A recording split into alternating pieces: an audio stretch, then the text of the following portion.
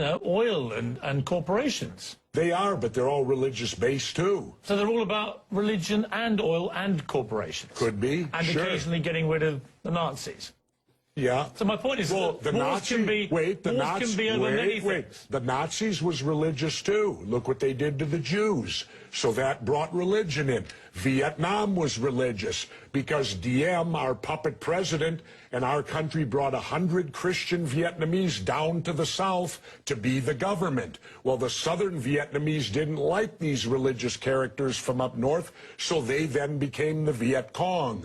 So all wars, pretty much in my lifetime, have had some religious basis, but certainly big business gets in there because wars are very profitable to certain big businesses. And, of course, big business needs to be in the Middle East so that we can get the oil out of the Middle East, so we can get the lithium out of Afghanistan. You know, they discovered a vein of lithium there they say is worth $1 trillion. Well, what is lithium used for? Every cell phone, computer, and soon-to-be electric cars. Let's talk about why we're really there. We're not there. How does any of these wars affect our freedom in any way? The United States is not in any threat. They're not going to do a Normandy invasion on us, Al-Qaeda in Virginia. Yeah, but hang on, you're being slightly naive, aren't you? Because I'm not being naive, sir. I think you are being naive. No. Because I think that it's clear one of the main reasons that America went into Afghanistan was to try and get Al-Qaeda dismantled, the organization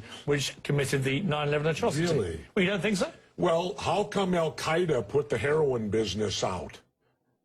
They took all the poppy growers and stopped the production of heroin. What would you have done? Wait, now how much of that illegal heroin was propping up the international banks with laundered money, and when it dried up, the first recession happened? Well, now that we're back in there, we aligned with the poppy growers, and the heroin business is back up full swing again. I thought we fight a war on drugs here. All right, Jesse, Seems we're not. So quickly like they did Lee Harvey Oswald. How quick they knew Lee Harvey Oswald killed Kennedy. Because the people who did it were identified and we knew who they were. Well, then why couldn't we have stopped them beforehand if they were identified and we knew who they were? It was a failure of intelligence. Everyone's accepted No, it that. wasn't. We knew before with Condoleezza Rice's memo on August 6th when it stated right in the memo, bin Laden to steal planes and run them into buildings. And more stuff is coming out now also, how much the Bush administration ignored the intelligence. It was almost like they ignored it because they wanted it to happen. Oh, come off it, Jesse. No, not oh, come off it. Wait a minute.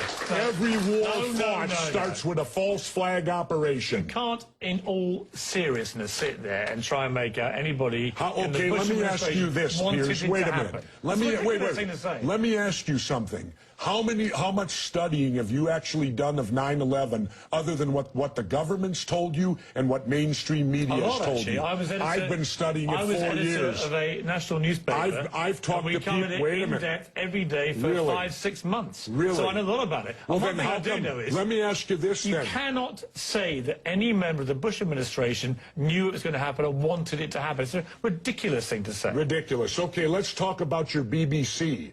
I have a tape of a BBC reporter broadcasting directly back to England talking about a third building has collapsed. World Trade Center Building 7 talks for 7 minutes. All the while she's talking, World Trade Center Building 7 is still standing right behind her. It didn't fall for another half hour, yet they were doing a pre-broadcast back to England that, yes, it's true, you need to that this building fell and it hadn't fallen yet. If you're trying to make out the British Broadcasting Company, one of the most respected news organisations in the world, was inventing huge buildings falling over, you need to have a break, Jesse. We'll come back after the break and we'll talk about Israel and Iran. Are you kidding me? This is a fact, my friend. You have about 9/11 and so on. Let's move on to... Oh, and the government only has a theory. Right, well, the government has... No, this is a theory. Their theory is 19 Islamic radicals armed with box cutters defeated our multi-billion-dollar air defense system, all while conspiring with a bearded guy in a cave in Afghanistan. That is exactly what happened. That's their theory. And you make some crackpot points. That's your opinion? Yes. How many people here think I make crackpot points? Yeah. One. How many think I make sensible points? You're in a minority, my good friend. You're the minority. Let's